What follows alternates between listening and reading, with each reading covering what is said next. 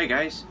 I was challenged by Dane Cobain over at Dane Reads to do the A to Z tag, and I want to thank him for doing that because I like it when I get tagged. I love doing these book tags, and his the rules that he stated were pretty light, and I like that because it gave me a lot of room to experiment. And I thought about what am I going to do my A to Z about, my alphabet in regards to books and authors. And I remember I was watching a video where a guy was talking about a book but written by a woman, and he didn't know, like, it was the only woman horror writer that he had ever read. And this isn't the first time I've heard about this. Now, over at the Darkness Dwells blog, I wrote an article, 20 women horror writers you need to read. And it's actually one of the most popular blog posts of that site. And so I thought I would expand on that and do an A to Z of women writers. Like I said, there's nothing wrong necessarily with a reader who's not in the horror writing community at all to know or to not know women writers. That's actually fairly common, and this is something actually I'm trying to help fix. I love reading women's horrific worlds because they can be just as dark and just as twisted as any male. In fact, sometimes they're worse. And we could go on all day as to why this is important. What it comes down to, it just simply is. Women write too. And there's this movement going on right now involving diversity in fiction and trying to read diversely. And that unfortunately includes women. It shouldn't include women, but it includes obviously people of different races and different lifestyles. And I am fully on board with that. But women horror writers, they really get a lot of crap within the community. A lot of people don't think women can write horror, and that's bullshit. I call bullshit on that. I've read a lot of women horror writers, and they're fucking fantastic. So my list of A to Z women horror writers, check it.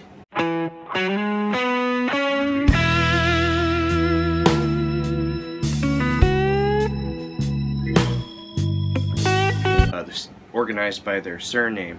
So in A, I have Linda Addison. Now, if you don't know who Linda Addison is, she's won the Bram Stoker Award I think 3 times, maybe 4, and she also received the Lifetime Achievement Award from the HWA, or the Stoker Awards.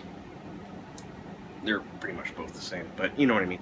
But I read her book. I interviewed her for another podcast, and so I read her book in preparation for it. The one book of hers that I did read, I absolutely fell in love with, and it's called How to Recognize a Demon Has Become Your Friend. One reason why I fell in love with it is because it's a mixture of poetry and prose. You have these really short stories mixed in between with poetry. This is like, wow, it's fucking awesome. B, we have L. Bachman. Now, L. Bachman has been on my show, Darkness Dwells, a few times. She's a new writer. She has a new series out, and it's right there. And I suggest you go check it out. C, we have Nicole Cushing. Nicole Cushing is also a Bram Stoker Award winner, and I highly suggest you check her out as well. Now, I'm not going to go into titles because I just want this video to be short. I can gab. I can really freaking gab, and this video would be like a half hour. I don't want it to be a half hour, so I'm just going to go through the names. I'm going to post a picture of their book there. I'm going to have a list of their books down there, so check that out. But right now, we're just going through the names.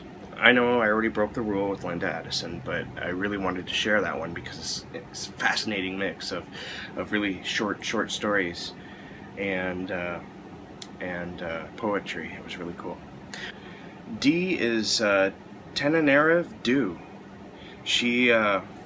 There's actually an interesting story about her. She was at a convention in the 90s, I think, and she ended up on stage with the likes of Stephen King playing music. And I don't think it was planned that way, but she also had Stephen King blurb one of her books. She's a fascinating writer. You need to check her out. Elizabeth Engstrom. She's the writer of Candyland. Just broke my rule again, but I haven't read her. I couldn't find, honestly, an author for each and every letter, especially, well, when it came to E, that one was a struggle, but I managed to find somebody, so I'm going to check her out, see what she's like. Alright, so F, this one I have read, and that's from Gemma Files, experimental film. Check her out. She's been writing since the 90s, and she writes some really... It's like a cross between horrific and weird fiction. Weird horror, maybe? But she also has that Western out. Definitely check her out. She's a fantastic writer. And I've talked to her a few times, both in person and over Skype. Number G is another, full disclaimer, is another friend of mine, and that's Sephera Giron. I took a writing course from her over online in 2007, and she invited me out to an HWA dinner that they hold once a month, and I went, and I used to go regularly. I kind of stopped because it's, I have my kid now, and it's so expensive and tough to get away. But I hope to do that again in the future. It's a lot of fun talking with horror writers. But Sephera Giron is a fantastic writer, and you need to check her out. Suzanne Hill, she wrote The Woman in Black. That's a classic. I mean, it reads like a classic piece of literature, and it's just a beautiful ghost story. And both movie adaptations are just fantastic. I was one I could not find a name for. I looked, I couldn't find one. So I just decided, why not put Interview with the Vampire? Why not? It's a great vampire story. Okay, J. Jac Jemc. I think that's how you pronounce her name. This is another author I haven't read, but I want to check her out. I had trouble finding a J name, but I found one. And with K, we have Kathe Koja. Now, in my original article that I mentioned at the beginning of this, I had Nancy Kilpatrick. I didn't do the ABCs on that, but I wanted to mention Nancy Kilpatrick as well. She writes these vampire stories that are really they're steamy and they're fun. But Kathe Koja, she writes just straight weird horror, and I love her. With L, we have Sarah Langan. Sarah Langan was a favorite author of mine, and I believe, she had a child, I forget when, but she hasn't written a book since. That's saying something. She, her fiction, like Audrey's Door, I think is one of my favorite books of all time, and I absolutely loved her writing, her style, everything about it. I hope she picks up the pen again soon. M, we have the mighty Elizabeth Massie. Now, when I did that article after writing that article I mentioned, I regretted not putting Elizabeth Massie in there. I don't know how she slipped my mind, but she managed to slip it, and I was like, how could I forget Elizabeth Massie? And with N, I got Yvonne Navarro. She's a fantastic writer. I've met her a couple of times briefly at conventions, and she's always fun to talk to. O, this is an author I haven't read, but if you want diverse, I believe she's Japanese, and her name is Fuyumi Ono. So definitely check her out. Sarah Pinborough for P. I've read a few of her books. I think she writes more thrillers these days, but don't let that deter you. She has a big back catalog. I believe she's reprinting most of them because a lot of them were on the Leisure imprint. So definitely check her out. There's a book or two here of hers. Q. Q is one of those letters I couldn't find. I didn't want to like put Queen of the Damned by Anne Rice, although I guess I just did. For R, I put down Linda E. Rucker, and there's no reason why. I had a little bit of trouble with the R's as well, so definitely check her out. For S, I want to mention another 2 authors, if I may. First off, I want to mention Lucy A. Snyder. She's a Bram Stoker Award winner, and also Mary Sangiovanni.